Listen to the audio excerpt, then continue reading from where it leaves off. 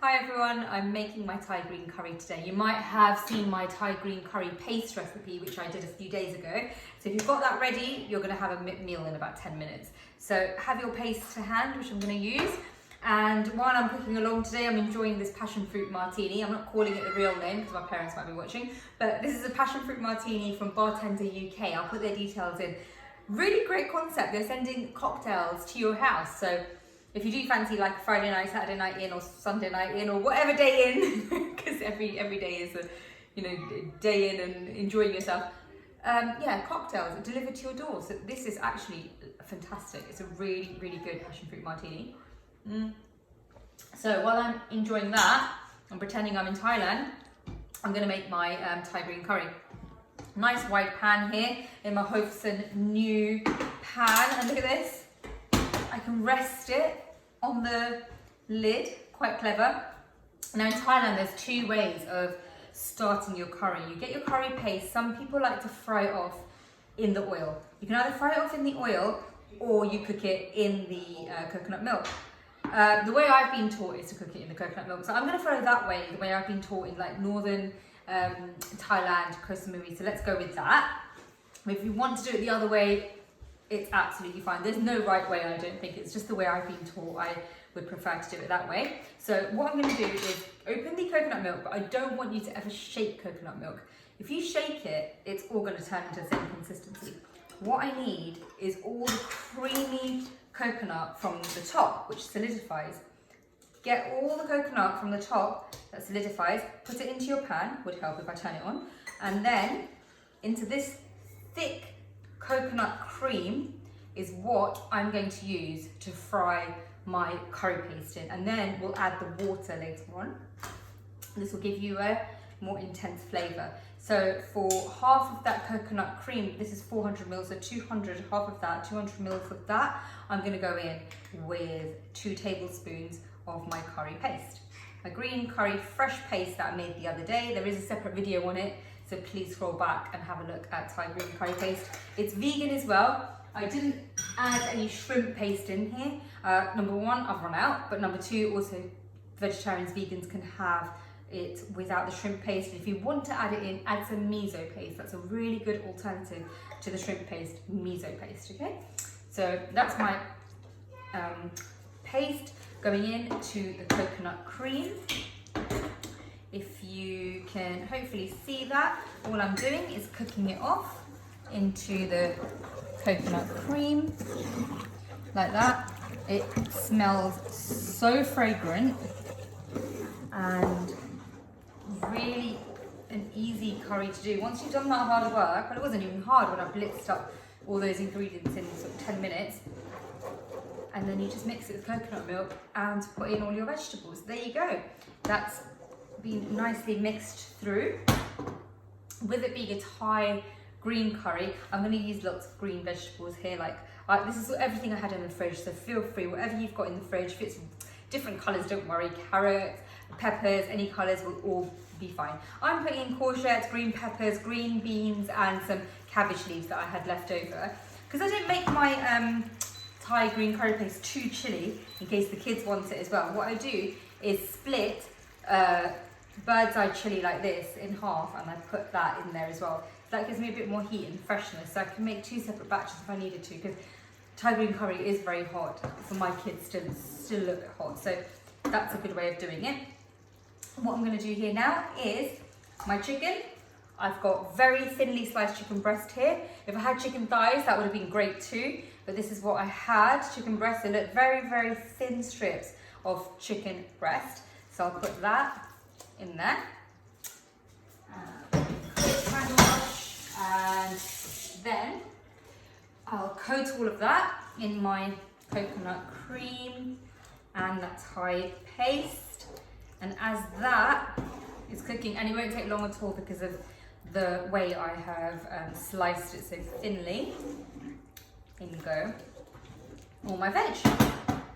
And while this is cooking as well, it's a good idea to have your rice on. My rice is nearly done here. I had that soaked and steaming. I've got jasmine rice there, but you can use basmati rice. Whatever rice you have will be absolutely fine. I'm going in with my peppers, my green beans, that's my timer tell me when my rice is done. And I'm about sort of 7 minutes away from doing my Thai green curry as well. So all my veg, I'm going to put my cabbage in just a little bit later because they cook so quickly, so I don't want it too soft. I'll put that in a bit later. Mix all of that together and look at that. Look at the vibrancy of that. And you're probably thinking, that looks a little bit dry right now. So that's when we go in, once it's all coated with that cream and paste. I'm going to go in with the rest of that coconut milk water. Look, it's all water. So all that water will give you that really nice creamy curry that we're used to. So mix that together, let that simmer a bit, and I'm just going to talk to you now about the second layer of seasoning. So you've done your paste, you've got all your fragrant ingredients in there, but there's some things that you have to do later. And that's because if you put it into the paste, it will just disintegrate. You wouldn't be able to taste it.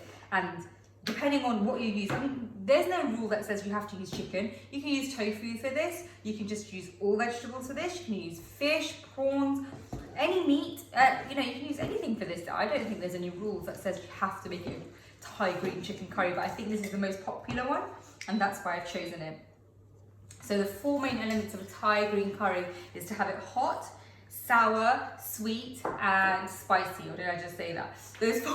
Those four elements basically need to, you know, balance off against each other. So here I have fish sauce, and if you don't have any fish sauce, the alternative would be some soy sauce. It's a very nice salty Thai undertone. I couldn't live without it. I love it.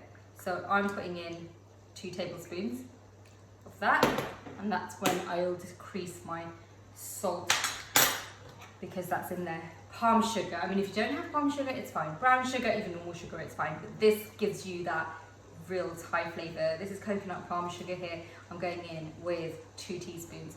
So there you go, sweet, sour, hot, tangy, spicy. It's all these 4 elements that need to be balanced off in Thai cooking. So I have just put in my 2 elements of salty and my sweet, and right at the end I'm going to put in lime, which will be my sour. My hot, I'm going to put in my my bird's eye red chilies. And the reason I put the red ones in is if you can see them quickly as well. You can see, I mean, I don't want that disguised like a green bean and you can't see it and you bite into a really hot, you know, green chili. So this way it's easily recognizable if you just need to you know, take it out. And that will add a really nice, very hot flavour to it. I'm going to put in my cabbage leaves as well now, because that's what I had. None of this is compulsory, it's just what you had. And I love this, and you can get this. So this is from Waitrose. You can get this at a lot of supermarkets now. It's Thai holy basil. It's got a complete different taste to Italian basil. But if you don't have it, use Italian basil, it is fine. But this basil has the most amazing like aniseed flavour. I'm going to add a little bit in the sauce now, but I'm going to garnish it as well. Having this fresh does change your recipe, but putting it in the sauce will give you a different taste, just like how I would with my Indian curries. I'd put a little bit of coriander in the curry, and then I'd garnish it, so you get 2 different tones of the same herb. So mix that together. Oh, that basil really changes it totally. So I'm nearly there now. I'm just going to leave that to cook through. Give it about 4 or 5 minutes so it just softens down a little bit. If I need to make that faster, the cooking process, I'll just put my lid on there, and then I'm just going to go over to plate up. So while that's just been cooking away for about 4 or 5 minutes or so, depending on how al dente you need your wet vegetables to be. I don't like them too soft, but I don't like them too hard. So about 4 or 5 minutes is about right with the lid on. And in the meantime, I have to say that this Passionfruit Martini is amazing. So if you guys do want some cocktails delivered to you, Bartender UK, I'll put the details again on my info at the bottom. But this was a really good Passionfruit Martini. We're just going to marry it really well with the spiciness of this Thai green curry. So this is the stage where you have a look, make sure that all your vegetables look cooked. but most important, check for seasoning. And that seems fine to me. A tiny bit of salt, I think. But if you want to add, at this stage, maybe a tiny bit of palm sugar, or yeah, salt, or if you think that the chili's not right, this is the time to adjust it a little bit. And otherwise, if you're happy, plate up.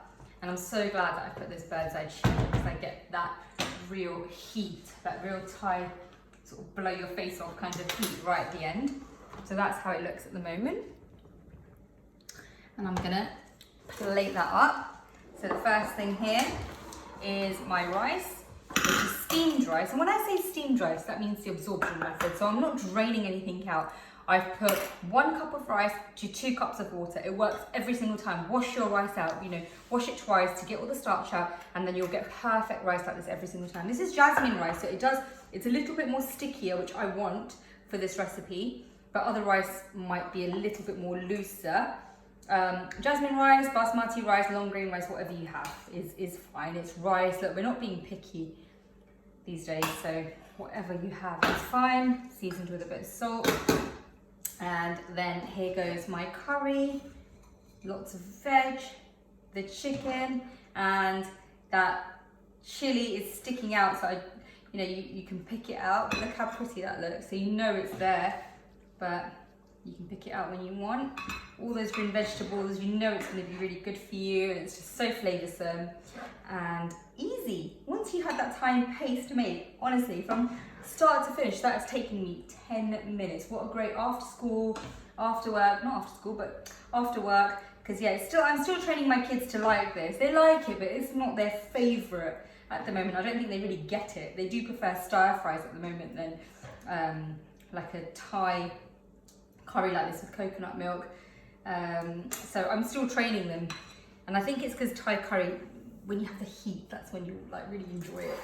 So I'm going in with my garnish, which is going to be the holy basil, the Thai basil, which I absolutely adore. I think it's such a nice flavour. But if you don't have this, then going with your normal basil or coriander is fine. But if you can find this Thai basil, it will really make the difference and make it so much more authentic and punchier. There we go, Thai basil in there. And then to garnish, I've got some lime, a tiny bit of lime over the whole thing, just to give it that tiny bit of tang, and that's it. So there you go, that's my Thai green curry, which you can make vegan, vegetarian, put chicken in it, fish in it, whatever you like.